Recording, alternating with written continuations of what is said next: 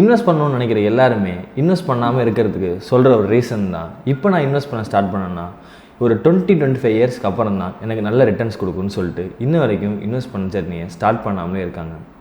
ஆனால் William O'Neil எழுதுகிற புக்கில் how to make money in stock market அப்படின்ற புக்கில் எப்படி ஒரு நீங்கள் ஷார்ட்டர் டேர்மில், அதாவது 5 to 10 இயர்ஸில் நல்ல அமௌண்ட் ஆஃப் ப்ராஃபிட் பண்ண முடியும்னு இந்த புக்கில் சொல்லியிருக்க ஸ்ட்ராட்டஜி தான் கேன் ஸ்லிம் ஸ்ட்ராட்டஜி.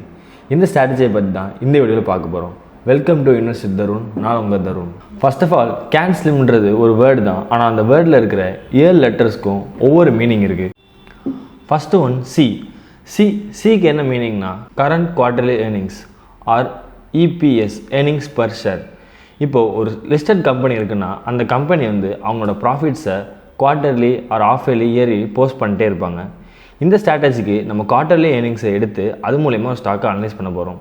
இந்த ஸ்ட்ராட்டஜி படி ஒரு கம்பெனியோட இபிஎஸ் வந்து 20-25% மேலே இருக்கணும். அந்த கம்பெனியோட இபிஎஸ் வந்து இயர் ஆன் இயர் 20-25% இன்க்ரீஸ் ஆகிட்டே இருக்கணும். அதுக்கு மேலே போனாலும் ரொம்ப நல்லது தான். இவர் அனலைஸ் பண்ணுறது மூலியமாகவே ஒரு நாளில் 3 ஸ்டாக் 75% மேலே ரிட்டர்ன் கொடுத்துருக்கு. இது மாதிரி 20-25% மேலே இருக்கிற இபிஎஸ் உள்ள shares. Second one A for annual earning growth. இதில் போனதில் சிக்கு நம்ம பார்த்த மாதிரி இபிஎஸ் கூட இயர் ஆன் இயர் இன்க்ரீஸ் ஆகிடும். ஆனால் இந்த ஆனுவல் க்ரோத்தும் இன்க்ரீஸ் ஆனால் மட்டும்தான் அந்த ஸ்டாக்ஸை நீங்கள் இன்வெஸ்ட் பண்ணலாம்.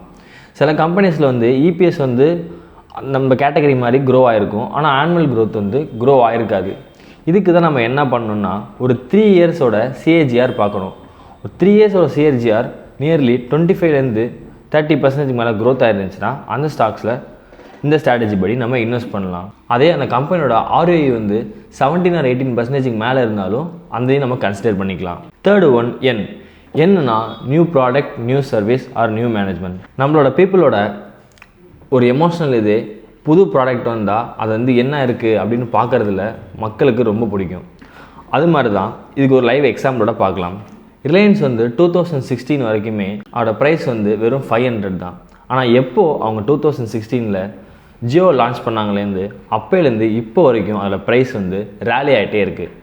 ஏன்னா அவங்க லான்ச் பண்ண ப்ராடக்ட் வந்து அப்படி. இது மாதிரி ஒரு மோட்டான கம்பெனிஸும் நம்ம இன்வெஸ்ட் பண்ணுறது மூலியமாக ஷார்ட்டர் டேர்ம்ஸில் ப்ராஃபிட் பண்ணலாம். Fourth one supply and demand.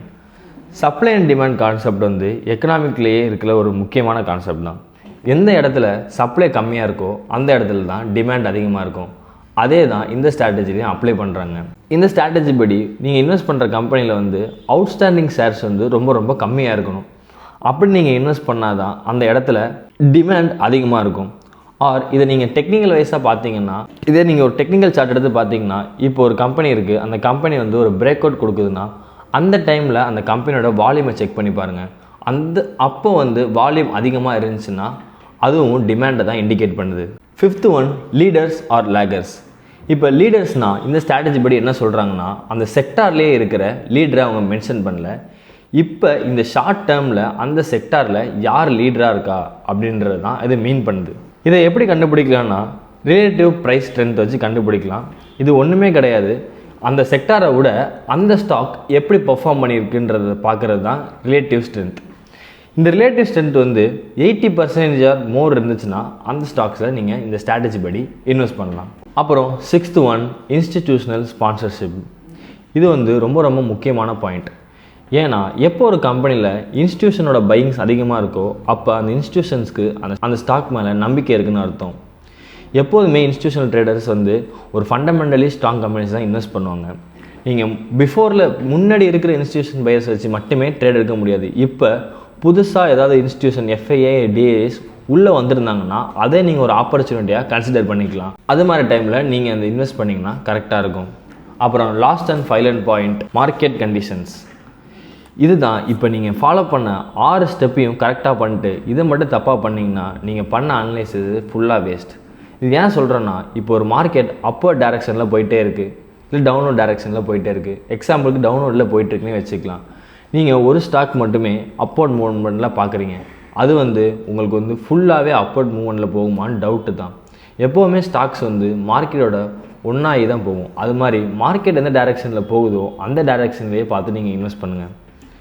இது மாதிரி வீடியோவுக்கு மறக்காமல் இன்வெஸ்ட் தரணும் ஃபாலோ பண்ணிக்கோங்க. எது மாதிரி வீடியோ வேணும்னு மறக்காமல் கமெண்ட் செக்ஷனில் சொல்லிட்டு போங்க. தேங்க்யூ.